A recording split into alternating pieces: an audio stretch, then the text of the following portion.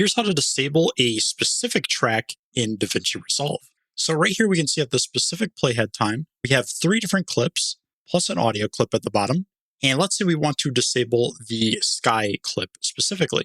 So what we can do is click on the sky clip and then just press D on our keyboard. And that's going to disable this specific clip from appearing in the video. And you can see that the clip is actually grayed out on the timeline as well, indicating that the clip is disabled. If we want to disable this raspberry clip, we can just select the clip and then press D to disable it.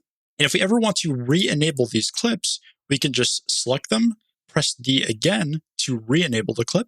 And we can go ahead and re-enable the sky clip as well by pressing D. And if we wanted to disable multiple clips at once, we could just drag our cursor across all the clips we want to disable, press D, and now all of these clips that we have selected are disabled. And if we want to enable all of them at once, we could just select them again, press D, and now all of those clips are re-enabled.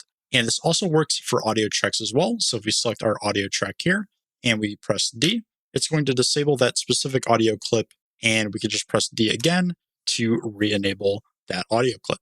So if this video helped you guys out, please leave a like. That's going to do it for this video. Thank you so much for watching, and I hope this helped you out.